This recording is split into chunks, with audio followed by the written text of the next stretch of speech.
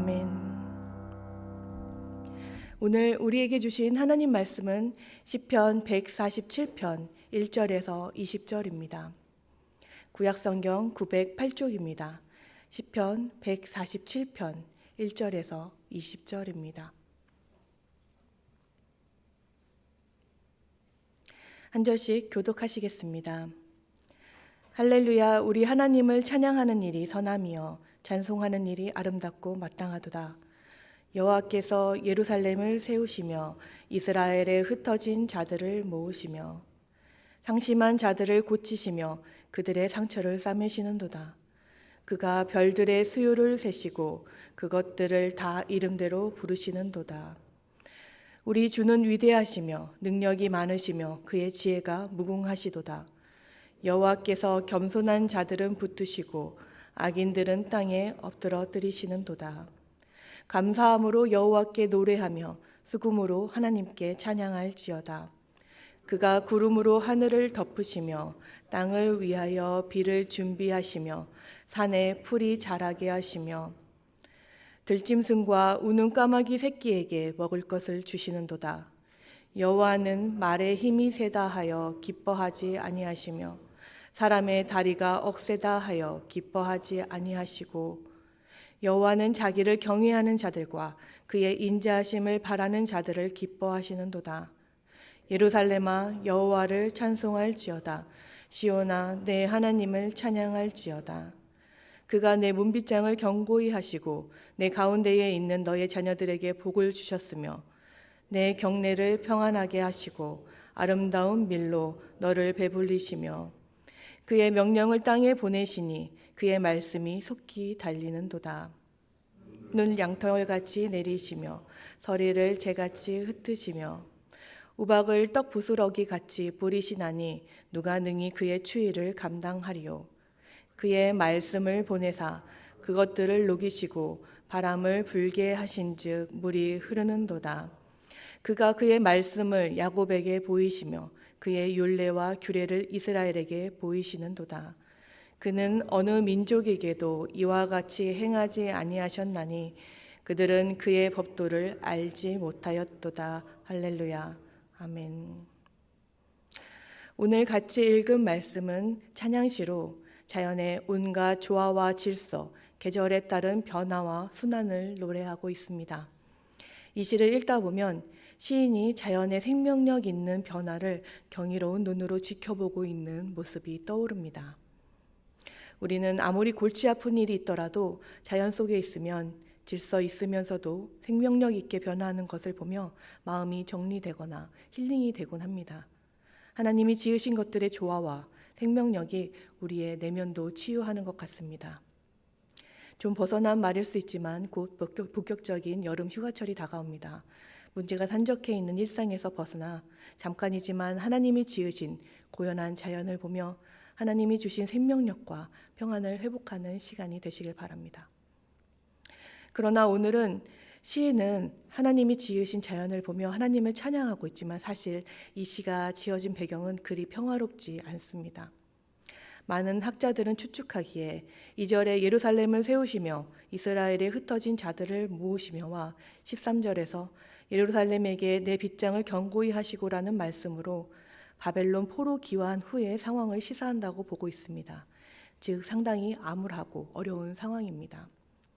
오랜 시간 포로 생활로 인해 이스라엘에 전반적으로 스며있는 패배의식과 좌절, 그리고 포로 귀환으로 인해 조금 희망을 가졌지만 돌아온 이스라엘 땅에서 맞이한 문제들과 방해들은 이스라엘 사람들을 더욱 어렵게 했습니다. 이 시의 배경은 그런 상황입니다. 이런 상황에서는 찬양이 쉽게 나오지 않을 것입니다. 아니면 혹시 현실을 피하고 싶은 마음에 아름다운 자연만 보며 도피하는 것은 아닐까요? 이 시를 읽다 보면 자연을 노래하지만 그렇다고 현실을 회피하지는 않고 있습니다. 자연의 추이를 명확하게 인식하며 노래하듯이 자신들의 상심도 명확하게 인식하고 있습니다. 자연을 회피용으로 바라보는 것이 아니라 오히려 자연 속에서 드러나는 하나님의 다스리심과 은혜를 발견하고 이를 자신들의 삶에도 적용하고자 했던 것입니다. 이는 자연을 관찰하는 것에 큰 유익이기도 합니다. 자연은 변화무쌍하지만 빈틈 하나 없이 질서 있게 순환합니다. 강했던 우박과 눈이 바람에 녹아 물이 되듯이 강했던 것은 약해지고 약했던 것은 강해지는 하나님의 통치 안에서 우리도 일희일비하며 좌절하기보다는 상황을 넘어서는 더 큰 은혜를 누리자는 믿음과 다짐이 들어있는 것입니다. 이런 상황을 이해하며 다시 말씀을 보겠습니다. 1절에서 3절 말씀입니다. 할렐루야, 우리 하나님을 찬양하는 일이 선함이요 찬송하는 일이 아름답고 마땅하도다. 여호와께서 예루살렘을 세우시며 이스라엘에 흩어진 자들을 모으시며 상심한 자들을 고치시며 그들의 상처를 싸매시는도다. 시인은 노래합니다. 하나님을 찬양하는 것이 선하고 아름답고 마땅하다. 왜냐하면 찬양받으실 하나님이 선하시고 아름다우시며 놀라운 분이기 때문입니다. 선하신 하나님께서는 예루살렘을 세우시며 흩어진 자들을 모으시고 상심한 자들을 고치시며 상처를 싸매어 주십니다. 하나님께서는 세우는 것만 하시는 것이 아닙니다. 이스라엘 백성의 죄악으로 인해 흩어졌는데도 하나님께서는 다시 흩어진 자들을 모으십니다. 잘했으면 참 좋았겠지만 이스라엘은 그러지 못했습니다. 은혜의 사건들을 어느새 잊고 하나님의 역사하심을 잊고 자신이 살고 싶은 대로 살았습니다. 그러나 하나님께서는 자기 잘못으로 흩어진 이스라엘도 그냥 두지 않으셨습니다. 모으기만 하신 것이 아니라 상심한 자를 고치시고 상처를 싸매기까지 하셨습니다. 세움과 재건 이상의 관심을 가지고 함께 하시는 것입니다. 끝까지 책임지시는 것입니다. 이는 현재를 사는 우리에게도 참 위로가 됩니다. 하나님의 놀라운 은혜를 경험한 간증이 있더라도 내 잘못 혹은 오래된 관성과 무관심으로 인해 내 안에 예루살렘이 무너지고 훼손되어 있을 수 있습니다. 그러나 그것이 끝이 아닙니다. 하나님은 끝까지 책임지시며 고치시는 분이십니다. 4절에서 6절 말씀입니다. 그가 별들의 수요를 세시고 그것들을 다 이름대로 부르시는도다. 우리 주는 위대하시며 능력이 많으시며 그의 지혜가 무궁하시도다. 여호와께서 겸손한 자들을 붙드시고 악인들은 땅에 엎드러뜨리시는도다. 인간은 망원경의 발전으로 점점 늘어나는 별들에 다 이름을 붙일 수가 없어 큰 목록별로 구분하여 숫자를 붙입니다. 별들을 관찰하는 것만으로도 이미 인간은 능력과 지성의 한계에 있습니다. 그러나 수많은 별들을 각각 특성대로 이름을 부르실 만큼 하나님께서는 인간은 다 알지 못하는 세계를 다스리고 계십니다. 이처럼 하나님께서는 위대하시며 능력이 많으시고 지혜가 무궁하십니다. 인간의 언어인 많다, 무궁하다만으로는 표현할 수 없는 능력을 가진 분입니다. 표현조차 다 하지 못하는 인간이 그분을 다 아는 것은 불가능합니다. 이렇듯 하나님께서는 신경 쓰실 것도 너무 많고 다스릴 것도 너무 많습니다. 저 별들을 수요대로 이름을 부르시는데 넓은 우주에서도 작디 작은 지구는 하나님의 관심사에서 차지하는 부분이 너무 미약해 보입니다. 우리 인간의 작은 생각으로 하나님께서 일일이 다 관여하지 못하실 것 같습니다. 그래서 하나님의 위대하심을 묵상하면 할수록 정말 우리 삶에 관심이 있으실까 하는 의문이 들기도 합니다.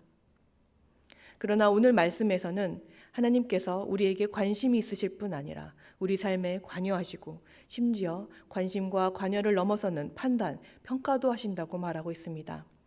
6절 말씀처럼 겸손한 자와 악인을 나누시고 겸손한 자는 붙드시며 악인은 엎드러뜨리십니다. 하나님의 말씀, 도덕성으로 평가하시며 그 평가에 따라 상벌도 내리시는 것입니다. 하나님께서는 위대하실 뿐 아니라 우리 삶에 들어오셔서 관여하시고 참견하시고 말씀하시고 실행하십니다.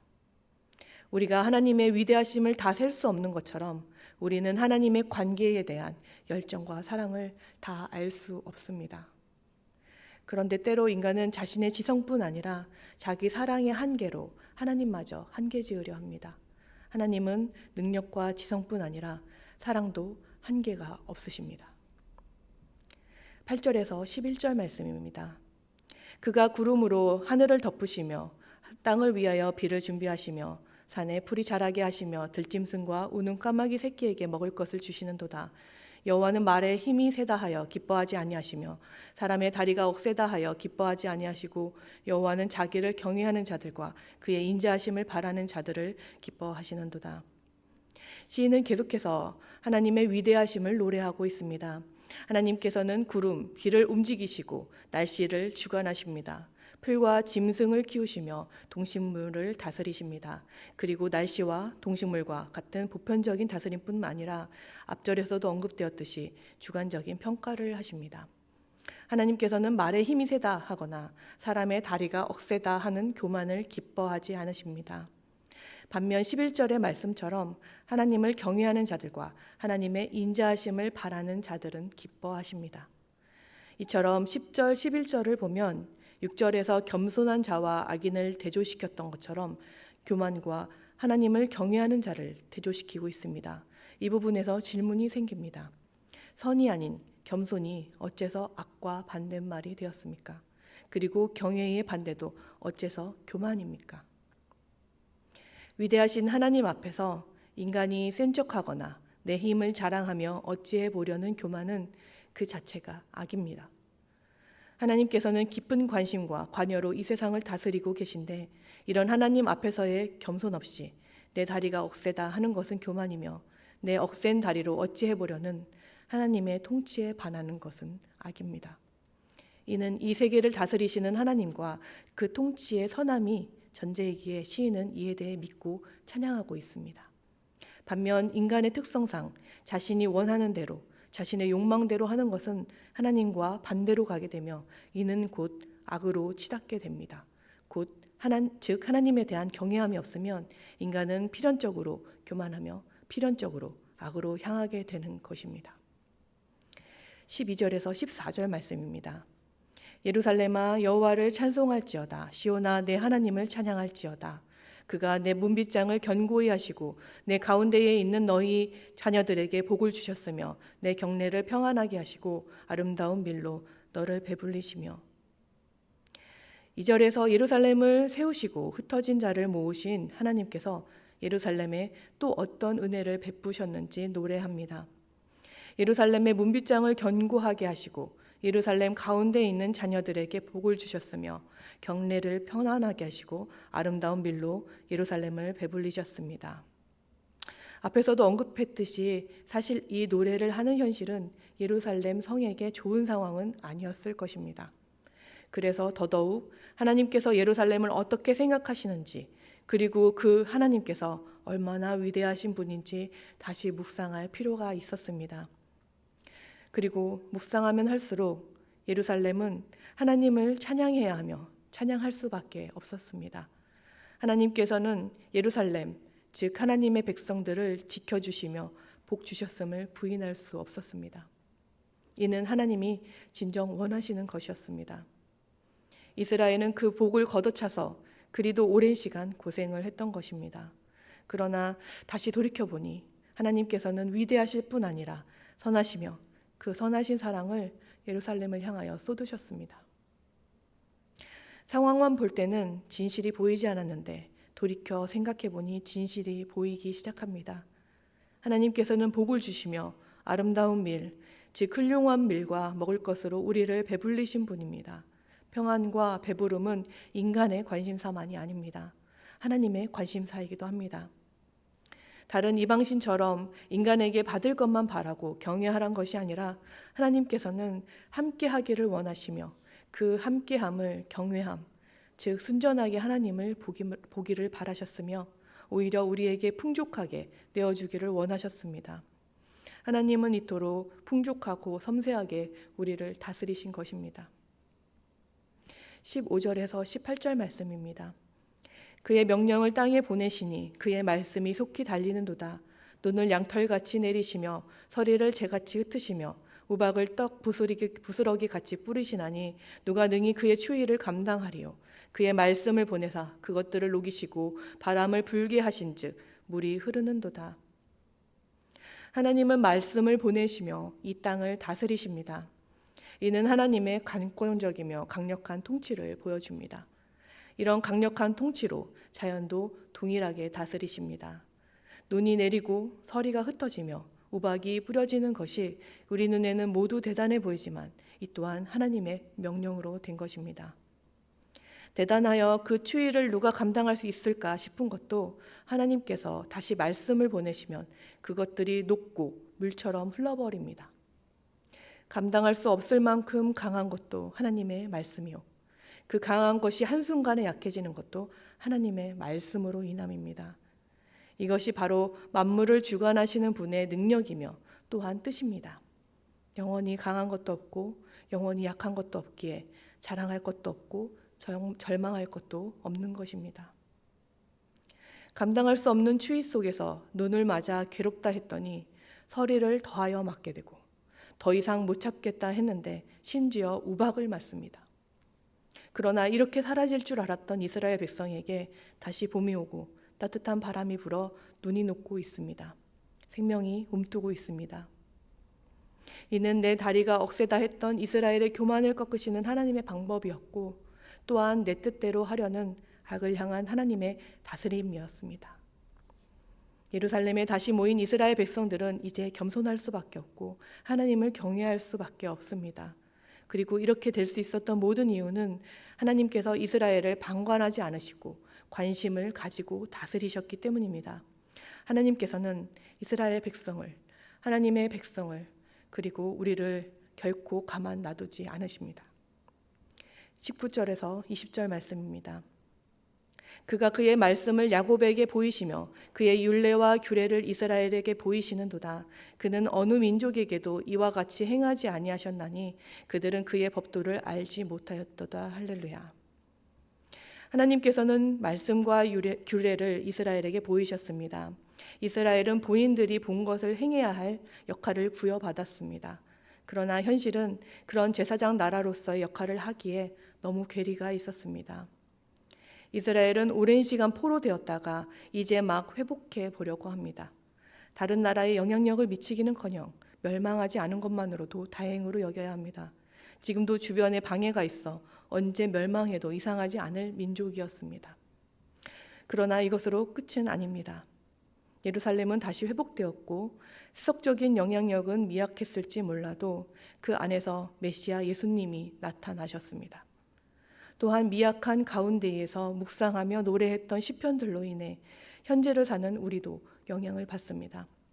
그들의 스토리는 우리가 욕심을 내려놓고 하나님을 더욱 신뢰하며 깊은 하나님의 은혜와 역사하심으로 들어가게 만듭니다. 오늘 말씀을 묵상하며 개인적으로 참 마음이 어려웠습니다. 하나님의 위대하심을 묵상할수록 나는 하나님의 위대하심을 따라가지 못하는데, 나는 하나님의 위대하심을 피부로 와닿지 않는데, 내 현실은 너무 미약한데 하는 이스라엘 사람들의 당시 겪었을 절망스러운 마음과 괴리감을 저 자신도 벗어나기 어려웠습니다. 그러나 그래도 놓지 않고 묵상하며, 물론 새벽기도 설교를 해야 하는 의무감이었지만 끝까지 이 말씀을 붙잡고 있었을 때 이후로 보이는 은혜와 소망에 의해 저의 절망도 녹기 시작했습니다. 처음에는 몇 번을 읽어도 모르겠다가 어느새 불고 있는 순풍이 제 안에 얼음도 녹이기 시작했습니다. 저의 모습과 상황은 바뀌지 않았지만 마음이 평안해지며 소망이 생기기 시작했습니다. 위대하신 하나님은 우리가 찬양을 하든 안 하든 상관없이 위대한 분입니다. 그러나 우리가 그분의 위대하심을 찬양할 때 상심하고 상처 있는 우리가 고쳐지며 싸매집니다. 이것이 오늘 우리에게 이 찬양을 주시며 우리가 이 찬양을 불러야 하는 이유입니다. 기도하시겠습니다.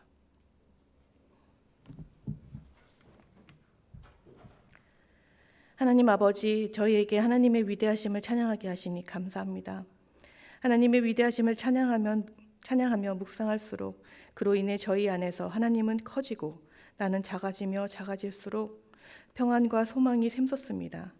만물을 다스리실 뿐 아니라 오늘 절망하고 있는 저에게도 관심이 있으신 하나님께 온전한 저희의 마음을 드리며 예수님의 이름으로 기도드립니다.